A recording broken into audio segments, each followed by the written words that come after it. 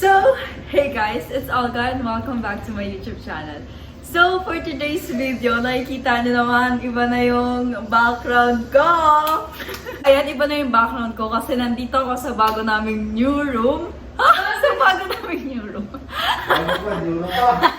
So, sobrang excited na ako. Ipakita sila sa inyo, guys. Oh my God! So, meron akong theme sa room ko. So, magkaiba kami ng theme ng ate ko. Yung akin is medyo may pagka-bohemian. Pagka-bohemian ba?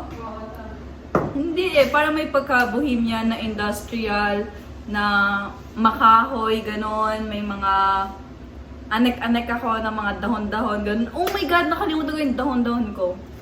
So, kapag interested kayo sa mga pinapakita ko sa inyo, everything is linked down below. So, kung interesado kayo, check nyo sila sa description box. If you guys wanna see what I bought sa Shopee, please keep on watching.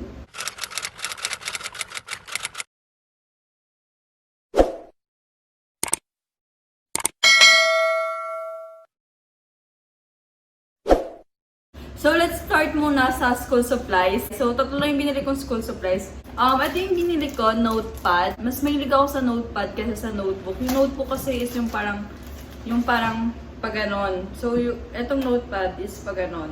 Yata. Ganon ba yata? Ganon yata. Ito yung pinakamalaki, B5 yung bili ko dito. So, ayan. Super cute niya. Actually, nagkakaubusan na yung ganito. Parang, nung binili ko siya, last 3 na lang yata. Tapos, dapat dalawa din yung bibilin ko. Kasi nga nag-check out ko na siya. Isa na lang yung natitira. So, ayan. Isa lang yung nabili ko. So, ayan. Konti lang yung school supplies ko, guys. Kaya papakita ko lang. Mga 4 lang yata to. Next naman is mga post-its. And kasi I love post-its. And mahilig akong magdikit ng anek-anek ng kung ano-ano. So, ayan. Iba yung color nito. May green, blue, pink, and yellow. So, ito yung malaking size ng post-its. So, super love that.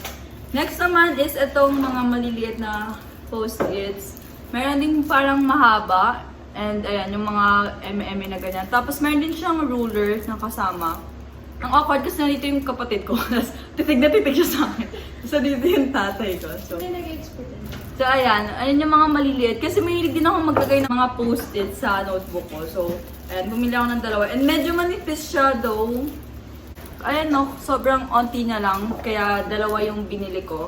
Last is itong pilot. So, bumili ako ng 12 kasi wholesale siya. 23 pesos yata yung isa na to. Pero since wholesale ko siya nabili, 13 pesos na lang siya. Kaya onti na yung school supplies ko. Kasi ang dami ko pang tirang school supplies nung nakaraang school year namin. So, gagamitin ko na lang siya. And ang dami ko pang notebooks na tira doon. Mga 2 pa yata yung extra notebooks ko. So, ayun. Sobrang dami kong notebooks na natira. And meron pa akong mga highlighters. Wait lang, Mom! Dad! No! Huwag kayong mag-chikahan muna. And like the school supplies ko. Let's start na. Hala, nag-film kasi ako. Kung may nainig kayong mga M&M sa background noise, yun kasi ginagawa pa yung isang side doon.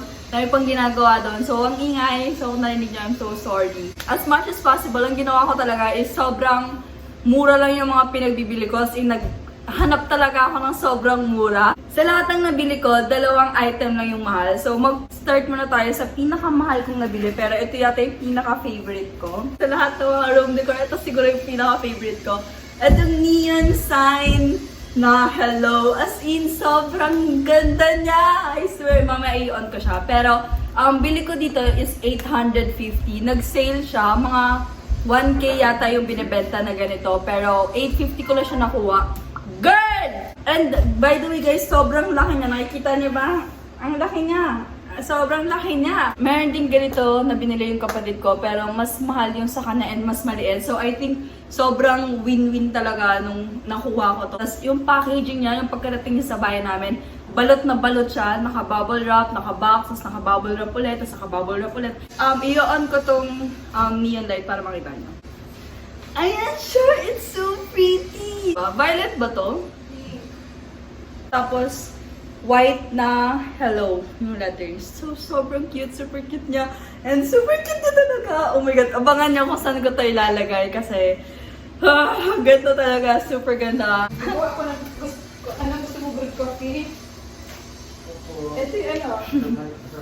Malamig na. Wait lang! May film ako! Nagchichikahan pa yung parents ko. May chismis si daddy. Yung next ko namang pinakamahal na nabili. Ito na yung last na mahal kong bili. Which is this one, ring light. Kasi kailangan ko na talaga ng ring light, guys. Yung ring light na gamit ko sa kapatid ko yan. So, thank you so much, Sarah Perez, for sponsoring this video. Again, mag-iisang taon na ako sa YouTube, tapos wala pa akong ring light. Wala akong kahit na anong equipment pang film. Hindi pa ako nag-e-invest gaano sa YouTube, as in. Wala pa akong ring light, wala pa akong camera, wala pa akong mga ganon. So, ayan. Ito yung first purchase ko para sa YouTube ko. Ayan siya, ring light. And meron siyang nilagyanan ng phone dito. Holder ng phone. Para dito mo naman sa gitna ilalagay. Paano to? Ay! What the? Wait. Huh? I don't get it. Ay! Oh my God! Hindi ko alam kung paano siya. Paano to? Okay, mukhang hindi ko alam kung paano siya gamitin. What the frick? Hindi ko alam kung paano siya ididikit. Hindi ko alam kung paano siya idikit. Paano idikit? Like, kagano'n na siya. Okay, habang ginagawa yun ng kapatid ko, meron din siyang kasamang... Charon! May kasama siyang ganito. Tripod. What the fuck is this? Ayun, pangit ka talaga. Para lang yun sa tripod. Pwede mo tanggalin. Oh? Ikutin mo lang, okay na. So, ayan guys, finally nakabit na natin siya. Dito mo ilalagay yung phone mo para, you know, TikTok ka dyan or anything, or film ka, pwede mo siyang gamitin. So, ayan, super love this. And then, ito yung paa niya. So, ayan. Diba? Nag-upgrade na tayo. Let's go! So, ayun lang yung dalawang pinakamahal kong na nabili sa Shopee. And lahat ng mga nandito, under 300 na. So, yung next naman is this rattan basket. Sobra akong addict sa rattan basket. Hindi lang ito yung makikita yung rattan basket dito sa video na to, guys. Kasi addict talaga ako sa rattan basket. Sobrang cute niya lang. Gagawin ko siyang storage. Actually, dapat talaga, ito is nandito yan. Daan. Kaso nga ang liit niya. So, tatlo yung binili ko. Tatlo siya. And I think nasa 250 pesos yata yung isa na to. So, ayan, super cute niya. Kaso nga lang, ang problem is ang liit niya talaga. Like, ilan na pala yung dito sa Shopee. Pero yung iba sa kanila is tumating sa kanila ng yupi-yupi, butas-butas, ganon, and sira-sira. So, itong store na nakita ko is, yung sold na to is 5 lang. Pero yung ratings niya is 5 out of 5. So, risky ako, sis. So, sobrang cute na to. I love that. Super love that. And rattan basket siya. I mean, addict talaga ako sa rattan basket. Next naman is bumili ako ng dried flowers. Ayan, sobrang cute niya. Actually, naglalagas siya. Wala na tong buhok. Ang dami niyang lagas, to be honest. Pero I mean, super cute niya. Like yung combination nilang dalawa pag pinagsama nyo. Okay, so next naman is itong... Ate Sarah! Next naman is itong Geometric Eme. So, ayan, sobrang cute niya.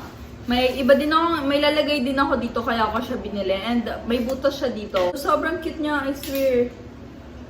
Ang cute niya, di ba? Super cute. Actually, yung ilalagay ko dito is, wait, lalagay ko sa loob nito is itong fairy lights. Itong fairy lights na to is may free siya na battery. Sobrang ano niya, sobrang hassle-free niya compare sa mga ibang nagbebenta ng fairy lights. Kasi yung ibang nagbebenta is walang free battery. So, ito, may free battery siya and mas mura siya compare dun sa mga wala.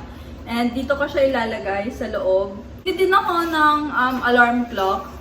Same lang siya nung store nung sa fairy lights. Meron din siyang kasamang free na battery. Hassle-free nga kapag meron na siyang kasamang battery. Kasi anong sense sa pagbili mo sa online kung lalabas ka rin para bumili ng battery.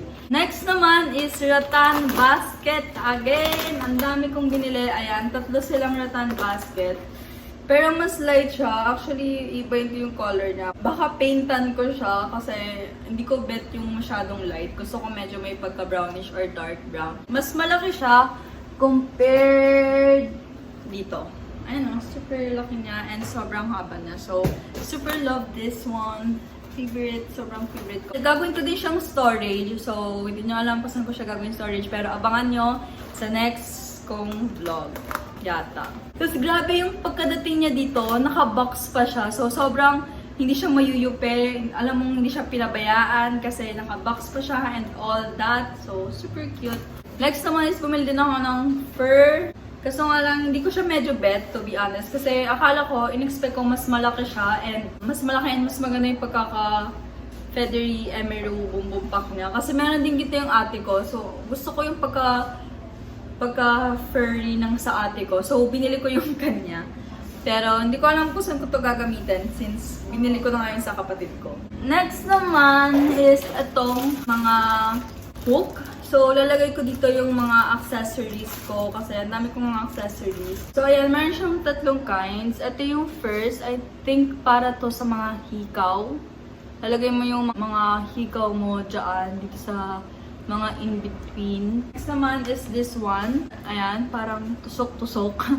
So, para to sa mga necklace mo, para isasabit mo dyan. This one also, para din yata to sa mga necklace mo. Sasabit mo lang siya. And meron din siyang kasamang mga ganito, parang pangdikit yata. So, speaking of accessories, bumili din ako ng accessories para sa mga hikaw ko. Pero ito, pang hikaw, pang singsing. Ang cute talaga nito, parang mga gamot. Diyan mo sila ilalagay. Tapos pwede mo siyang ma-close.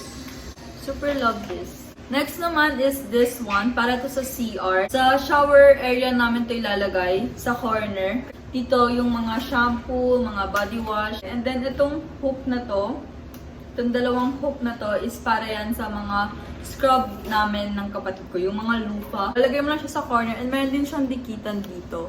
Pwede yata itong matanggal. So, etong nasa kamay ko, ito yung mga hook na ilalagay sa likuran ng pintuan namin. Naghahanap ako ng plain na hook na maganda, kaso wala akong nahanap. So, ayan, may mga designs siya. Sabitan ng mga towels namin. So, ayan, super cute. Next naman is, bumili din ako ng basket. Ayan, bumili ako ng dalawang basket. Actually, kulang pa to. Meron pa akong padating na ganitong design. Kasi feeling ko kulang siya. And kulang talaga siya. Nakita niyo na sa loob. Ayan yung mga flowers. Tela yung texture niya. And ang cute nitong lubid niya dito sa gilid. Sobrang cute. Actually, meron pa yatang gray and light brown and coffee. So, coffee yung pinili ko kasi mas bagay siya sa theme ng room. Next naman is bumili din ako ng hangers. Pero, itong mga hangers na to is para sa mga pants. Kaya medyo madami-dami yung mga butas niya. Para dyan mo iyahang yung mga pants. And super cute! Actually, order pa yata ako ng mas madami kapag nagkulang. Bumili din ako ng bedsheet. Color white lang siya. Tapos ito yung pillowcase niya. Pero bibili pa ako ng iba pang color. Actually, may binili din akong comforter. Kaso nga lang naiwan ko siya sa bahay. The next one naman is itong shoe rack.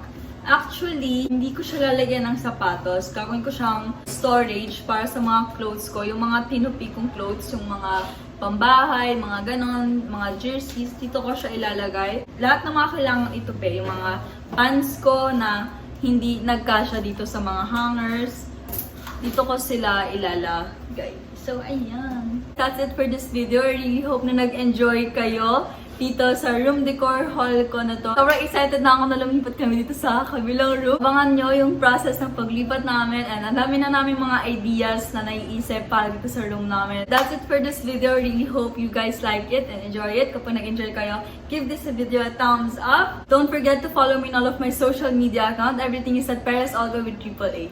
That's it guys. See you guys on my next vlog. Bye-bye!